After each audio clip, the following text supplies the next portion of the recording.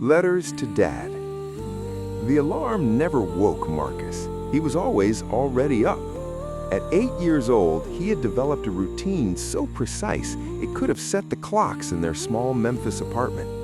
He rose at 6:15, brushed his teeth, pulled on whatever was clean, and sat down at the kitchen table with a sheet of wide-ruled notebook paper and a number 2 pencil before his mother ever stirred in the next room. The radiator would knock and hiss in the corner. The street outside would still be mostly dark, and Marcus would write.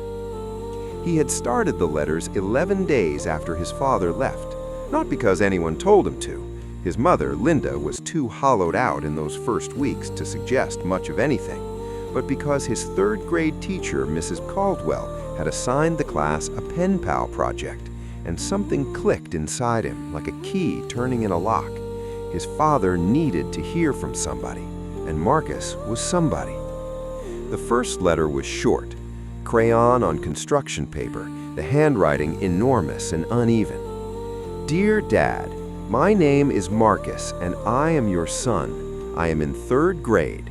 We have a fish now named Gerald. I hope you are okay. Please write back. Love, Marcus. He gave it to his mother to mail. She stood over the kitchen sink reading it for a long time before she folded it into an envelope. He noticed her shoulders shaking, but he didn't say anything.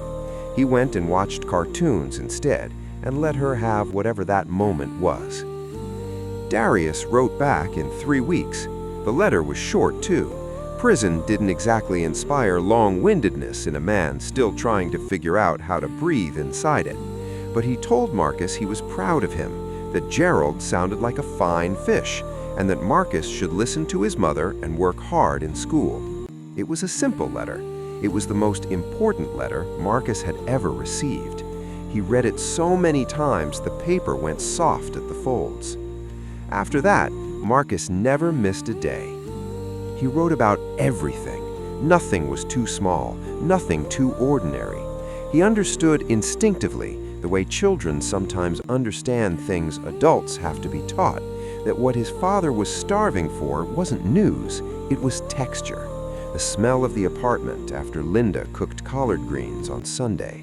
The exact sound the school bus made when it was 2 blocks away and you had to run.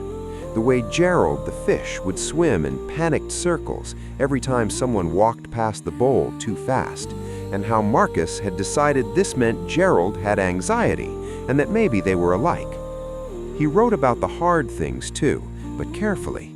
He didn't want his father to feel worse than he already did. So when the lights got shut off for 4 days in January and they slept in coats, Marcus mentioned it only as an adventure.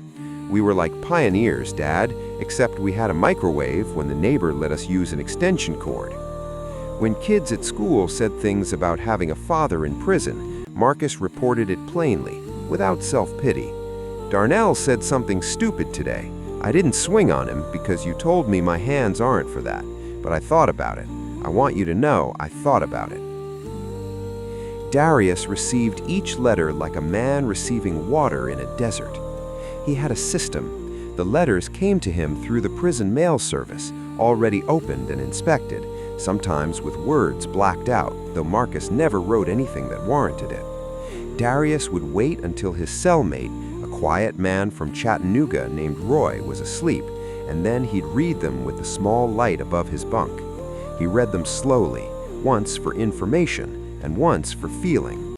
Then he folded them in thirds and added them to the shoebox he'd requested from Linda on her first visit, the one she brought with a care package of honey buns and a photo of Marcus missing his 2 front teeth. By the end of the first year, the shoebox was almost full. By the second year, Linda brought 2 more. Darius wrote back as often as the system allowed him to. He talked about what he was learning. He'd enrolled in every program the facility offered, GED courses he didn't need, vocational training, a Bible study he attended more for the structure than the scripture. He was building something, he told Marcus, even inside those walls. He was building the version of himself that deserved to walk back out. I think about the day I come home every single morning, he wrote once. I picture you. I picture the door opening. I picture your face. That picture is what gets me up off this bunk and keeps me moving forward. You are not just my son, Marcus. You are my reason." Marcus kept that letter in his shirt pocket for a week until it fell apart. The years moved the way years do, slowly when you're inside them, shockingly fast when you look back. Marcus turned 10, then 12. He grew 4 inches in a single summer and came back to school in the fall looking like a different person, long-limbed and serious-faced, with his father's wide forehead and his mother's careful eyes. He joined the track team because he was fast and because it gave him somewhere to put the energy that otherwise had no outlet. He made the honor roll 3 semesters running. He found a best friend named Deshaun who knew about his father and never made it weird, which was rarer than it should have been. He kept writing every morning, every single morning. "Dear Dad, I ran the 400 today in 58 seconds. Coach Williams said I might qualify for regionals. I kept thinking about what you said about pain being temporary. Every time my legs wanted to quit, I heard your voice. Dear Dad, Mom went on a date tonight. I pretended to be cool about it. I was not cool about it, but I think I understand. She gets lonely, and she's still young, and she deserves nice things. I just wish I could have called you to talk about it. Dear Dad, I've been thinking about what I want to do with my life. I think I want to be a social worker. I want to help kids whose dads are gone. Not because I'm sad about our situation, not anymore, but because I know what it does to a kid when there's nobody in his corner. I always had you in my corner, even when you were 200 miles away. Not every kid has that." Darius read that last one 4 times.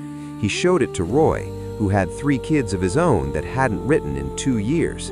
Roy handed it back without saying anything, but his jaw was tight in a way that said everything. The night before his release, Darius lay on his bunk and couldn't sleep. He thought about everything waiting on the other side of that wall, the strangeness of open space, of choosing what to eat, of sleeping with the noise of 40 other men breathing around him. He was 41 years old. He had gone in at 36. Those 5 years sat on his chest sometimes like something physical, a weight he wasn't sure he'd ever fully set down. But then he thought about Marcus, 15 now, a track star, an honor student, a boy who had sat down at a kitchen table 11 days after the worst thing that ever happened to their family, and decided on his own that love was a daily practice. Darius had never counted the letters. In the morning, before the guards came to process him out, he sat on the edge of his bunk and counted them. It took him 20 minutes. He lost count twice and had to start over. 1,842 letters, one for every morning. Give or take the days Marcus was sick. He'd mentioned being sick sometimes and apologized for the gaps, those 2 or 3 day absences that were the only interruptions in nearly 7 years of faithfulness. Darius sat with that number for a long time. Then he packed the shoeboxes carefully into the duffel bag Linda had sent, wrapped in a rubber band and covered with a t-shirt so they wouldn't shift. Marcus was standing by the old Chevy in the parking lot outside the facility gates when Darius walked out into the January cold. He was tall, absurdly tall, Darius thought, taller than made any sense, wearing Darius's old Tennessee State hoodie, the gray one with the cracked lettering, 2 sizes too big and faded from washing. He had his hands in the front pocket. His breath made small clouds in the cold air. Darius stopped when he saw him. He hadn't expected to stop.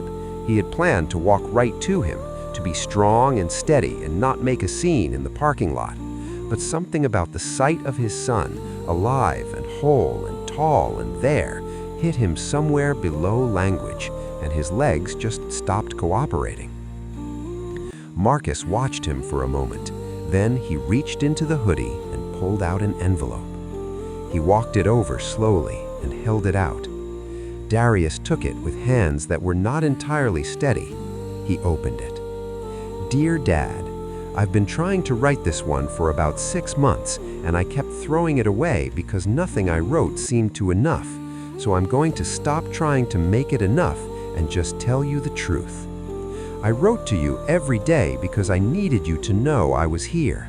I needed you to know that no matter what happened, no matter what anybody said, I was your son, and I was not going anywhere. I wrote because I was scared that if I stopped, the distance would become permanent, not the miles, but the kind that grows between people when they stop reaching for each other. I'm not angry about what happened. I was for a while. I was angry and I was embarrassed, and I didn't know what to do with either of those feelings, so I put them in the letters, between the lines, in the things I didn't quite say. But I'm not angry anymore. I'm just glad you're here. Come home, Dad. Gerald III is waiting.